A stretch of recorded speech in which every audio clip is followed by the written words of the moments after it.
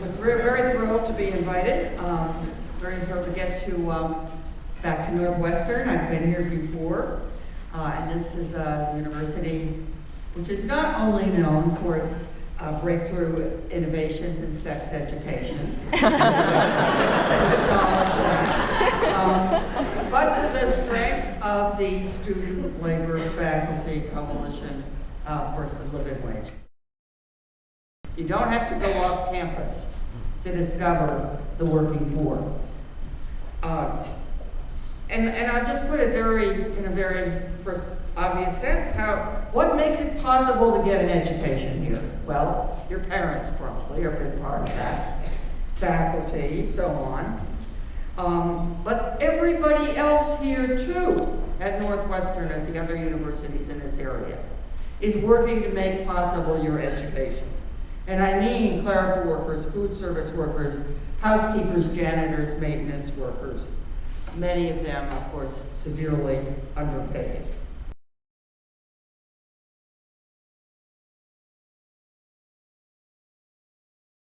The question is, what are the priorities here? Now, many university administrators say, we can't do this because if we do it, we're going to have to lay people off. But I want to ask you, did you ever hear a university say, look, if we're going to hold a graduation ceremony this year, we're going to have to lay off some of the faculty. We can't afford it. We don't, because we say graduation is part of what a university does. Do we say, if we're going to hold an academic conference, we're going to have to raise tuition? We don't say that. That's what we do. That's what universities do. Now, if we think living wage is a part of what we do, we find the money.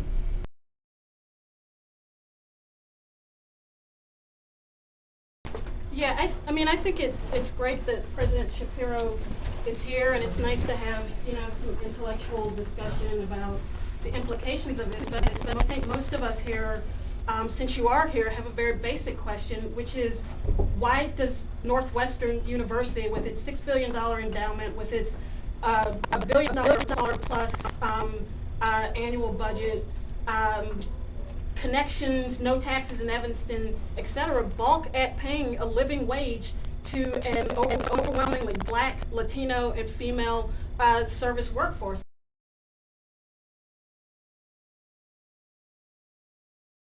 Well, I'm not on the panel. I don't want to steal, but I'm happy to answer, given I was asked directly. I'll go back to what Joe started off. There are a lot of well-meaning liberal policies that, in fact, make workers worse off.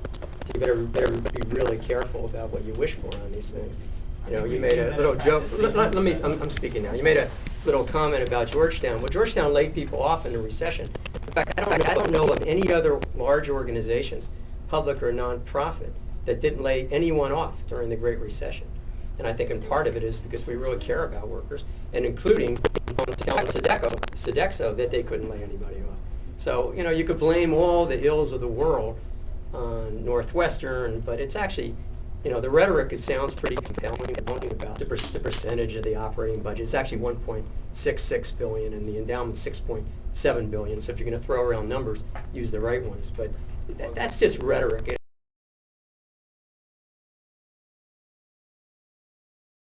We're about to wrap up, but I'd just like to say one thing in closing. So what we're looking for from President Shapiro and the administration is for them to stand with the workers as they're renegotiating their contract on August 31st. It's for you to say that whatever the workers are fighting for in terms of a fair wage, you support that, and that you're not going to just let Sodexo run over the workers as they're going to try to do. They're going to say it's a recession and we have to lock in these low wages. And we're looking for the administration to say, no, the status quo isn't acceptable. And that's something that you can do as an administration, and it's something that we're going to keep trying to pressure you guys to do.